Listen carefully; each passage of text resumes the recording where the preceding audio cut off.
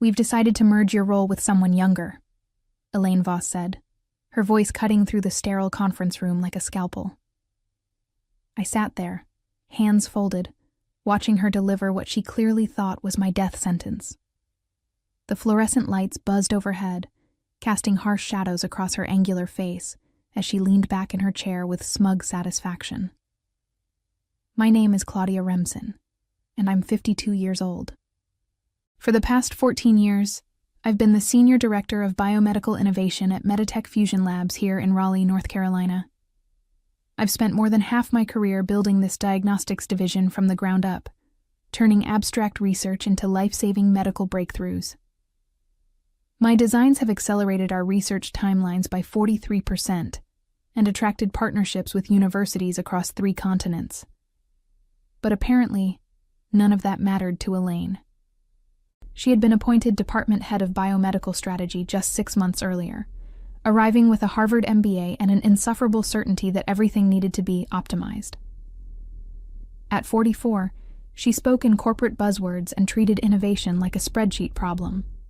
From day one, she'd made it clear that she viewed my experience as outdated baggage rather than institutional knowledge.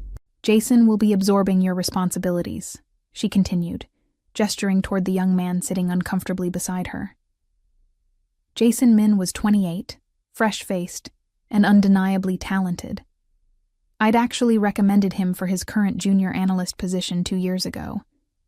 He avoided my eyes now, staring down at his laptop screen as if it contained the secrets of the universe.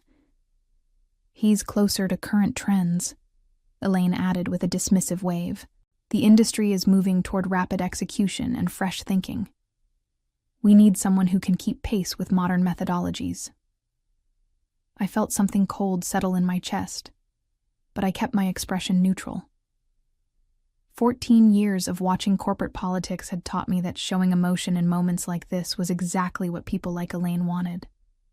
She was waiting for me to protest, to plead, to give her the satisfaction of seeing me break. Instead, I nodded slowly. Merging roles is efficient, I said calmly. I trust the results will speak for themselves. Elaine's eyebrows lifted slightly, as if she'd expected more resistance. Good. We'll announce the restructuring next week. Jason will officially take over your projects on the 15th. As I walked out of that conference room, I caught a glimpse of something troubling in Jason's expression. Pure terror masked as professional composure. He understood exactly what had just happened, even if Elaine didn't. They weren't just eliminating my position. They were dismantling the foundation of everything I'd built. And somehow, I knew this decision would haunt them far sooner than they imagined. The irony wasn't lost on me as I cleared out my office that afternoon. 14 years of groundbreaking work reduced to 3 cardboard boxes and a dying succulent plant. I'd joined Meditech Fusion Labs when it was still a scrappy startup operating out of a converted warehouse on the outskirts of Raleigh. Marcus Ellington, our chief technology officer, had recruited me personally from a pharmaceutical giant in Research Triangle Park. We're not just developing diagnostics, he'd told me during that first interview. We're revolutionizing how medical research happens. I need someone who can think beyond traditional boundaries. Those words had resonated with me because I'd always been the type to push against limitations. Growing up as the daughter of a small-town doctor in eastern North Carolina, I'd watched my father struggle with outdated diagnostic equipment that delayed critical treatment decisions. That experience had shaped my entire career philosophy. Innovation should serve humanity, not corporate profit margins. Over the years, I'd transformed that philosophy into tangible results. The rapid screening protocols I'd developed had shortened diagnostic timelines from weeks to days. My research partnership program had brought in over $37 million in collaborative funding. Most importantly, my team's work had directly contributed to faster treatment options for patients dealing with autoimmune disorders and rare genetic conditions. But Elaine Voss saw none of that value. From the moment she'd arrived, she'd questioned every established process, dismissed years of institutional knowledge, and pushed for what she called disruptive innovation. In reality, her approach was chaos, disguised as progress. She'd already alienated two of our most reliable research partners with her abrasive negotiation style and unrealistic timeline demands. Jason had tried to defend me during team meetings, pointing out that my protocols were still producing better results than anything our competitors had developed. But Elaine had made it clear that loyalty to outdated leadership wouldn't be tolerated in her new organizational structure. The kid was trapped between professional ethics and career survival, and unfortunately, survival usually won. My relationship with my colleagues had always been built on mutual respect rather than fear-based authority. I'd mentored dozens of young researchers over the years, helping them navigate the complex world of biomedical innovation. Many of them had gone on to leadership positions at other companies, creating a network of professional relationships that Elaine clearly didn't understand or value. As I packed the last of my research journals, I thought about the 3 major projects currently in development. The automated genetic sequencing system was 6 months from completion. The infectious disease rapid response platform was entering clinical trials. The personalized medicine diagnostics program was attracting interest from international pharmaceutical companies. All of these initiatives required deep institutional knowledge and carefully maintained relationships with external partners. Elaine believed that Jason's technical skills and enthusiasm could replace my years of experience and established connections. She was about to learn exactly how wrong that assumption was, and the education would be far more expensive than she could possibly imagine. The first warning sign came during the transition meeting 2 days later. Jason sat across from me in my soon-to-be former office, his notebook open and pen ready, but his hands were trembling slightly. We'd worked together for 2 years, and I'd never seen him this nervous. "Claudia, I have to be honest," he said, his voice barely above a whisper. "I don't think I'm ready for this level of responsibility. The genetic sequencing project alone involves partnerships with 7 different institutions. I've never managed anything close to that scope." I leaned back in my chair, studying his anxious expression. "Jason, you're a brilliant analyst. Your technical understanding of the underlying science is actually better than mine in some areas. But this isn't just about technical knowledge anymore." "What do you mean?" "When Dr. Harrison from Duke calls about protocol modifications, he's not just asking for scientific input. He's testing whether we still have the institutional stability to be reliable partners. When the clinical trial coordinators need timeline adjustments, they're looking for someone who understands the regulatory implications of every decision. These relationships took years to build." Jason's face had gone pale. "Elaine said the technical aspects were the most important part. She thinks the relationship management is just networking fluff that anyone can handle." I felt a familiar knot forming in my stomach. This was worse than I'd anticipated. Elaine wasn't just underestimating the complexity of my role. She was actively dismissing the most critical components of it. "Jason, have you told her about the upcoming review with the International Pharmaceutical Consortium?" "The what?" My heart sank. The consortium review was scheduled for 3 weeks from now, a make-or-break evaluation that would determine whether Meditech received a $48 million partnership contract. I'd been preparing for this review for 18 months, building relationships with key decision-makers and carefully positioning our research to align with their strategic goals. "There's a presentation scheduled for March 8th, I said slowly. "Representatives from 5 pharmaceutical companies will be evaluating our personalized medicine diagnostics program. This contract could fund our research for the next 4 years." Jason's pen had stopped moving entirely. "Elaine never mentioned anything about that. She just said I'd be taking over your current projects and maintaining operational continuity." The phrase operational continuity would have been laughable if the situation weren't so serious. Elaine had reduced 14 years of strategic relationship building to a buzzword. She'd convinced herself that innovation happened in isolation, that partnerships were just administrative details that could be managed by anyone with a decent spreadsheet. "Jason, I need you to understand something," I said carefully. "When this transition happens, you're going to be under enormous pressure. If you need help with anything, please don't hesitate to reach out to me." He nodded gratefully, but we both knew the reality. Once I was officially out, Elaine would make sure that any communication between us would be seen as undermining her authority. Jason would be completely on his own, managing responsibilities he didn't fully understand, representing a company whose leadership had just demonstrated a fundamental misunderstanding of how biomedical research actually worked. As I watched him gather his notes and head back to his cubicle, I couldn't shake the feeling that I was watching the first domino in a chain reaction that would devastate everything I'd spent my career building. The official announcement came the following Monday morning. Elaine had scheduled an all-hands meeting in the main conference room, standing at the front with a PowerPoint presentation titled Organizational Excellence Through Strategic Restructuring. I sat in the back row, watching my colleagues' faces as she explained how my elimination would enhance operational efficiency and accelerate innovation pathways. As we move forward, Elaine said, clicking to a slide showing a simplified organizational chart, we're consolidating senior-level oversight to eliminate redundancies and empower our next generation of leaders. Jason Min will be assuming expanded responsibilities as our new Director of Biomedical Development. I noticed several of my former team members exchange worried glances. Dr. Patricia Reeves, our lead geneticist, raised her hand tentatively. What about the consortium review next month? Claudia has been the primary point of contact for that project. Elaine's smile tightened almost imperceptibly. All existing relationships will transition seamlessly to our new leadership structure. Jason has been thoroughly briefed on all ongoing initiatives. That was a lie, and everyone in the room knew it. Jason himself looked like he wanted to sink through the floor. I'd seen that expression before. The deer-in-headlights look of someone who'd just realized they were in far deeper water than they'd understood.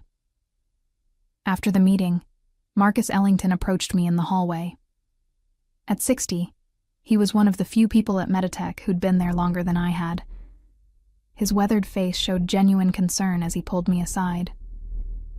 "Claudia, I want you to know this decision didn't come through me," he said quietly. "I found out about it the same time as everyone else." "I figured as much," I replied. "This has Elaine's fingerprints all over it." Marcus ran a hand through his graying hair. "The board is backing her restructuring initiative. They think she's going to modernize our operations and improve our profit margins. I've tried to explain the value of institutional knowledge, but they're focused on quarterly projections." "What about the consortium contract?" His expression darkened. "That's what worries me most. Do you really think Jason can handle that presentation?" I considered the question carefully. "Jason is brilliant, Marcus. Given 6 months of preparation and proper mentoring, he could probably handle it. But 3 weeks? With no background on the political dynamics between those companies? It's going to be a disaster." "Can you help him?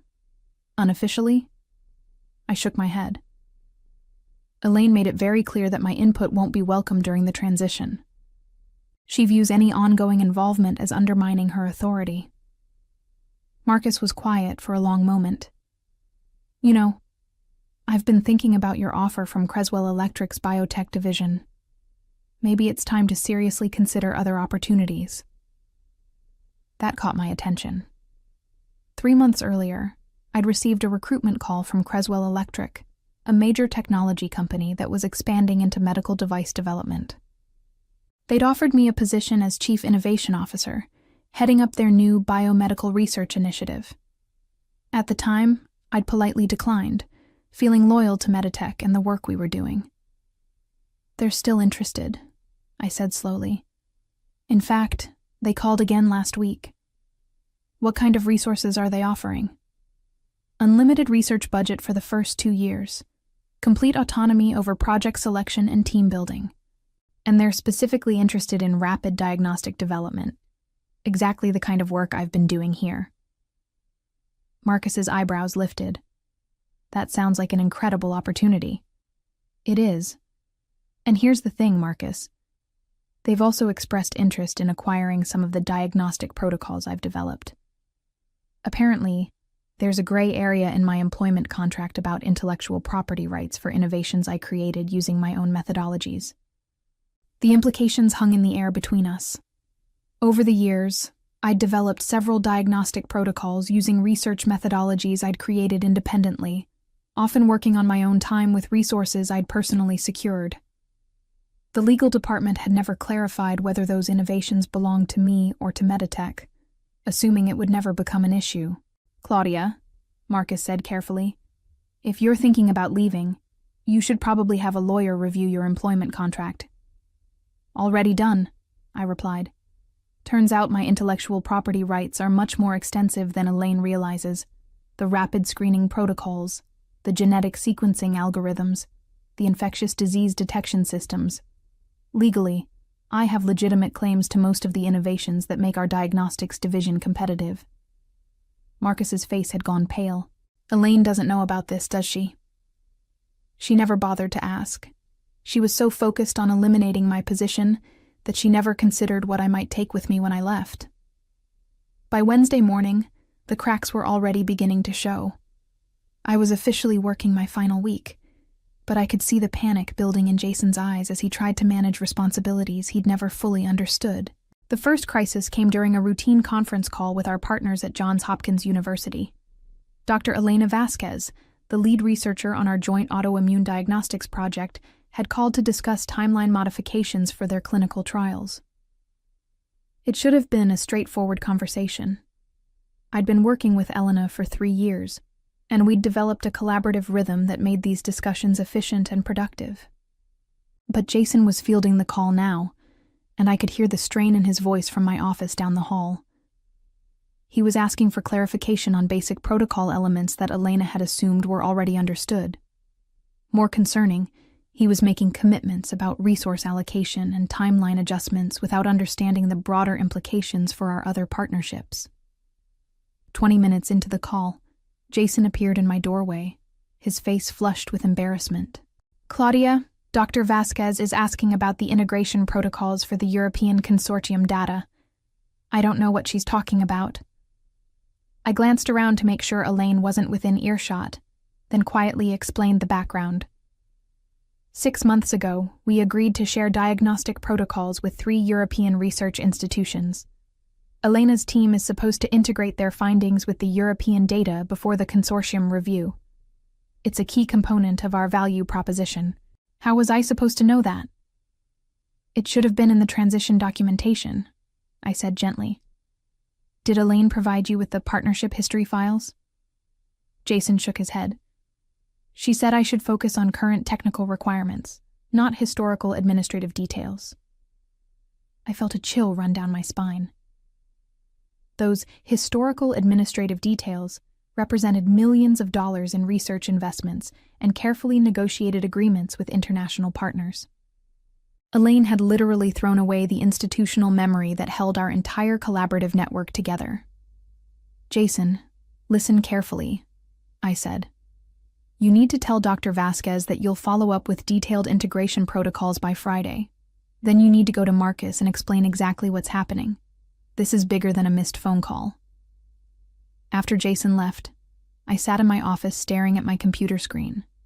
3 years of work with Elena's team, 2 years of negotiations with the European institutions, 18 months of preparation for the consortium review. All of it potentially destroyed because Elaine had convinced herself that relationships were just paperwork. My phone buzzed with a text message from an unknown number. "Claudia, this is Kevin Walsh from Creswell Electric. We'd like to accelerate our timeline for discussion. Are you available for a conversation this afternoon?"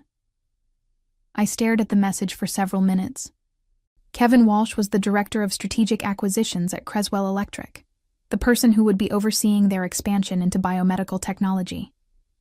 If he was reaching out directly, it meant they were serious about moving quickly. I typed back, "Available at 3 p.m. Call my direct line." The conversation that afternoon was everything I'd hoped it would be. Kevin confirmed that Creswell Electric was prepared to offer me a position with complete creative control over their biomedical research division. More importantly, they were interested in licensing the diagnostic protocols I'd developed, pending legal resolution of the intellectual property questions. "We've done our research, Claudia," Kevin said. "Your innovations have consistently outperformed anything else in the market. We're prepared to make this transition as attractive as possible. What kind of timeline are you thinking?" We could have a formal offer ready by next week. If you're interested, we'd like to bring you on board as soon as possible. Frankly, we've been monitoring some of the changes at Meditech, and we think this might be an ideal opportunity for both of us. As I hung up the phone, I realized that Elaine's strategic restructuring had just handed me the perfect opportunity to rebuild my career on my own terms, while potentially devastating the company she was supposed to be improving. The disaster I'd been anticipating arrived sooner than even I had expected. On Thursday afternoon, I was finishing up my final transition documents when Jason burst into my office, his face white with panic. "Claudia, we have a problem," he said, closing the door behind him. "I think I made a major mistake with the infectious disease protocols." My stomach dropped. What kind of mistake? Dr. Martinez from the Clinical Trial Coordination called this morning about the rapid response platform. He was asking about modification protocols for the detection algorithms. I thought he was talking about standard calibration procedures, so I authorized a 30% sensitivity adjustment. I felt the blood drain from my face. "Jason, please tell me you didn't authorize that without checking the baseline parameters." His silence confirmed my worst fear. The infectious disease rapid response platform was our most sensitive project, a system designed to detect emerging pathogens in clinical samples within hours instead of days. The detection algorithms were calibrated to incredibly precise specifications, with sensitivity levels that had been fine-tuned over 18 months of testing. A 30% sensitivity adjustment wouldn't just affect accuracy, it would fundamentally alter the entire diagnostic framework. Worse, if clinical trials proceeded with the modified parameters, the results would be completely invalid, potentially setting back the project by years. "How many clinical sites received the modified protocols?" I asked, already reaching for my phone. 17. The modifications went out this morning. I immediately called Dr. Martinez, but the damage was already evident in his voice. "Claudia, thank God you're calling. We've been getting completely inconsistent results since implementing the modifications. 3 sites are reporting detection failures, and 2 are showing false positives. What's going on?" "There's been a miscommunication about the protocol specifications," I said carefully. "We need to halt all testing immediately and revert to the original parameters." "Claudia, if we halt testing now, we'll miss our clinical trial deadlines. The regulatory review is scheduled for next month." The regulatory review. In my focus on the consortium presentation, I'd almost forgotten about the Food and Drug Administration review that was supposed to approve our rapid response platform for emergency use authorization. This review represented 2 years of preparation and potentially millions of dollars in revenue. "Dr. Martinez, I understand the timeline pressure, but proceeding with invalid parameters will destroy the entire approval process. We need to prioritize accuracy over speed." After hanging up, I turned to Jason, who looked like he was about to be sick. "Jason, this isn't your fault. You were put in an impossible situation without proper preparation. But we need to act quickly to minimize the damage." What do I tell Elaine? That was the question I'd been dreading. Elaine would have to be informed about the mistake, but her likely response would be to minimize the problem and push forward with the flawed testing. Exactly the wrong approach for a situation that required careful damage control. "Tell her exactly what happened," I said. "Emphasize that halting the trials temporarily is the only way to preserve the regulatory approval process." Jason nodded miserably and headed toward Elaine's office. I watched him go, knowing that this conversation would probably determine whether Meditech could salvage any value from the infectious disease project. 15 minutes later, my phone rang. It was Marcus Ellington, and his voice was tight with stress. "Claudia, I just heard about the clinical trial situation. How bad is this?" "Bad, Marcus, but not irreparable if we act quickly and honestly with the regulatory authorities. Elaine wants to continue with the modified protocols and claim the inconsistencies are within acceptable variance ranges." I closed my eyes.